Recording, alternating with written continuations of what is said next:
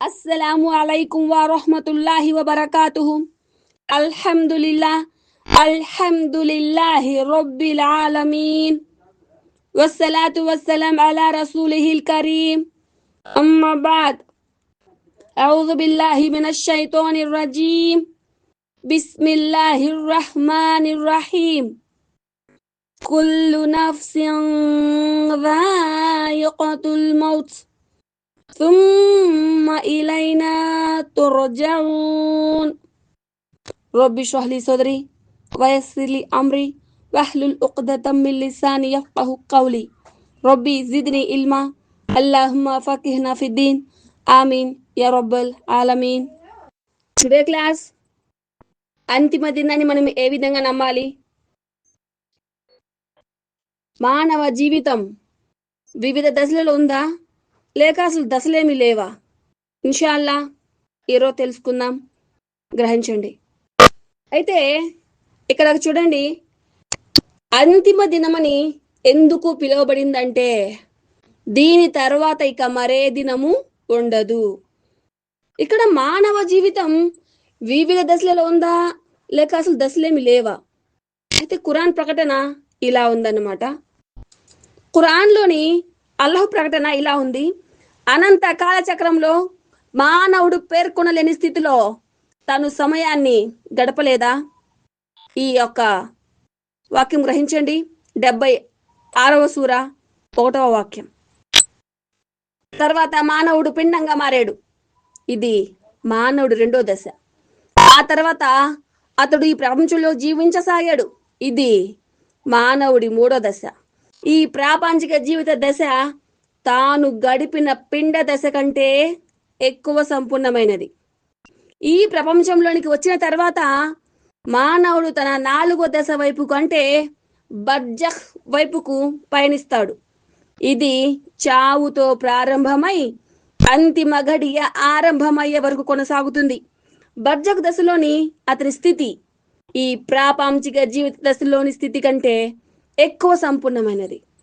మానవుడు ఇంకా ముందుకు సాగుతూ తన 5వ దశకు అంటే అంతిమ దినానికి చేరుకుంటాడు.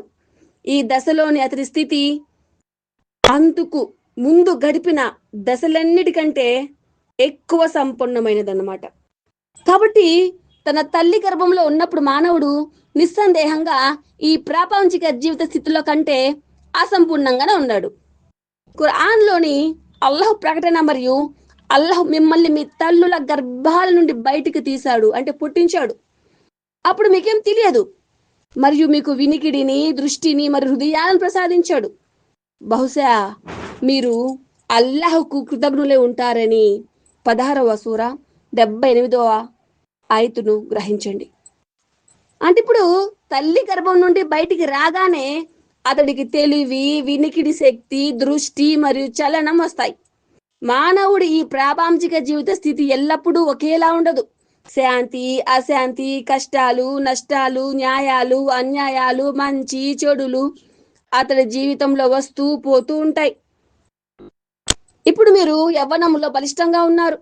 అయితే త్వరలో మీరు ఈ రెండిట్లో ఏదో ఒకటి ఎదుర్కోబోతున్నారు.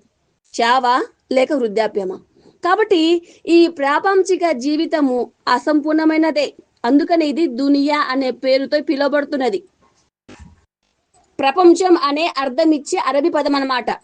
దీని మూలక్షరాలు దానా అంటే అల్పమైనది, అధమమైనది అని ఇక్కడ అర్థం వస్తుంది అనమాట. అంటే త్వరలో నశించేది. అలాగే దూను అంటే త్వరలో నశించేది, అంతమయ్యేది అని. కాబట్టి పరలోకంతో పోలిస్తే ఈ ప్రాపంచిక జీవితం అతి అల్పమైనది. ఈ ప్రాపంచిక జీవితంలో కంటే బర్జఖ్ దశలోని మానవుడి స్థితి ఎక్కువ సంపూర్ణమైనది. ఎందుకంటే బర్జఖ్ దశలో అతని స్థితి నిలకడగా ఉంటుంది. ఒకవేళ సజ్జనులలోని వాడైతే సమాధిలో అతను అనుగ్రహించబడతాడు. అతని కంటి చూపుల మేరకు అతని సమాధి విశాలమవుతుంది. స్వర్గ వనాల నుండి అలంకరించబడి ఉంటుంది.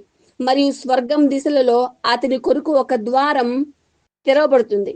ఈ ప్రపంచంలో దీనిని పొందడం సాధ్యం కాదు, ఇది అసాధ్యం అన్నమాట. తర్వాత పరలోక దశల స్థితి పూర్వ దశలన్నిటికంటే కూడా ఎక్కువ సంపూర్ణమైనది అనమాట. ఎందుకంటే పరలోకంలో మనిషి పూర్తి సంపూర్ణతను పొందుతాడు, అతనికి సంపూర్ణత ప్రసాదించబడుతుంది అనమాట. ఈ ప్రాపంచిక జీవితంలో ఏ విధంగానూ పోల్చబడలేని ఒక సంపూర్ణ, ఒక పరిపూర్ణ జీవితం అది. మీకు ఒక ప్రాపంచిక ఎగ్జాంపుల్ చెప్తాను వినండి. ఒక విత్తనం ఉంది, ఆ విత్తనం మొలకగా మారుతుంది, ఆ మొలక చిన్న మొక్కగా మారుతుంది, ఆ చిన్న మొక్క పెద్ద చెట్టుగా మారుతుంది, లేదా పెద్ద మానుగా మారుతుంది, చివరికి ఎండిపోవడం జరుగుతుంది. ఇక్కడ దశలు ఉన్నాయి, అవునా కాదా? మనం గ్రహించాలా లేదా? అలాగే మనిషి జీవితం కూడా దశల వారీగా సాగుతుంది. మనిషి జీవిత దశలు కూడా అంతే. ఆత్మల ప్రపంచం, తల్లి గర్భం, ఇహలోక జీవితం, మరణం, సమాధి జీవితం, పునరుద్ధానం, లెక్కలు, జన్నత్ లేదా జహన్నం, ఇలా అనమాట. శాశ్వత నివాసం అది జన్నతో జహన్నమో డిక్లేర్ అవుతుంది కదా, అదే అనమాట శాశ్వత నివాసం. ఇక్కడ 29వ సూర 57వ ఆయతను కూడా గ్రహించండి మీరు. ప్రతి ప్రాణి మరణం రుచి చూస్తుంది, తర్వాత మీరు మా వైపునకే తిరిగి తీసుకురాబడతారు. సూర అల్ అంకబూత్, దాన్ని చూడండి. 29వ సూర 57వ ఆయతను గ్రహించండి. కాబట్టి ఈ లోకం ఒక పరీక్ష హాల్ అయితే మరణం పరీక్షకు ముగింపు. కయామత్ ఫలితాల రోజు తర్వాత తుది ఫలితం ఎప్పుడయ్యా అంటే ఆ జన్నతు లేదా జహన్నం అనేది తుది ఫలితం అన్నమాట. ఓకేనా? జన్నత్ లేదా జహన్నం అనేది తుది ఫలితం అన్నమాట. ఇప్పుడు గ్రహించండి, అంతిమ దినాన్ని మనం ఏ విధంగా నమ్మాలి? అంతిమ దినాన్ని విశ్వసించడం అంటే మానవ జాతి మరలా ప్రాణాలతో లేపబడుతుందని మరియు వారి కర్మలకు ప్రతిఫలం ప్రసాదించబడుతుందని విశ్వసించడం. అంతిమ దినం గురించి ఖురాన్లో మరియు సున్నతులతో తెలుపబడిన ప్రతి దాన్ని మనం విశ్వసించడం.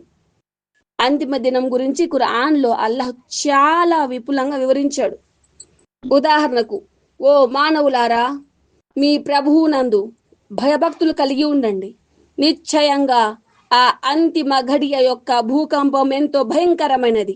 ఆ రోజు ఆవరించినప్పుడు పాలిచ్చే ప్రతి స్త్రీ తన చంటి బిడ్డను సైతం మర్చిపోవడాన్ని, ప్రతి గర్భవతి తన గర్భాన్ని కోల్పోవటాన్ని నువ్వు చూస్తావు. మరియు మానవులందరినీ ఏదో మైకంలో ఉన్నట్టు నువ్వు చూస్తావు, కానీ నిజానికి వారు మద్యం త్రాగి ఉండరు. కానీ అల్లాహ్ శిక్షయే అంత తీవ్రంగా ఉంటుంది. ఖురాన్ గ్రంథంలో 22వ సూరాలో 1 నుంచి 2 ఆయతులను మీరు గ్రహించండి. ఖురాన్ మరియు సున్నతులలో ఆ రోజు యొక్క భయంకరమైన మరియు తీవ్రమైన స్వభావం గురించి సాక్ష్యమిచ్చే అనేక వివరాలు కూడా ఇవ్వబడ్డాయి. అలాగే మరొక విషయం ఏమిటంటే, మరణం తర్వాత జరగబోయే సంఘటనల గురించి ప్రవక్త సల్లల్లాహు అలైహి వసల్లం తెలిపిన ప్రతి విషయాన్ని విశ్వసించడం కూడా అంతిమ దినాన్ని నమ్మడంలో కూడా అది ఇమడి ఉందన్నమాట అంశం కూడా. అల్హమ్దులిల్లా, టుడే క్లాస్లో ముఖ్యమైన విషయం గ్రహించారు కదా. ఇలాగే అల్లా ఇష్టపడితే ఇన్షా అల్లా రేపటి క్లాస్లో మరి కొత్త సబ్జెక్ట్తో నేను మీ ముందుంటాను. అల్లా సుబ్హానహు వ తఆలా నా యొక్క చిన్న కృషిని స్వీకరించుగాక. ఆమీన్ యా రబ్బల్ ఆలమీన్. వా ఆఖిరు దావానా అనిల్ హమ్దులిల్లాహి రబ్బిల్ ఆలమీన్. రబ్బనా తaqabbal మిన్నా ఇన్నక అంత సమీఉల్ అలీం. సుబ్హాన రబ్బిక రబ్బిల్ ఇజ్జతి అమ్మా యసిఫూన్ వసలామున్ అలల్ ముర్సలీన్ వల్హమ్దులిల్లాహి రబ్బిల్ ఆలమీన్. సుబ్హానల్లాహి వబిహమ్దిహి సుబ్హానకల్లాహుమ్మ వబిహమ్దిక అష్హదు అన్ లా ఇలాహా ఇల్లా అంత అస్తగ్ఫిరుక వ అతూబు ఇలైక్. అస్సలాము అలైకుం వరహ్మతుల్లాహి వబరకాతుహు.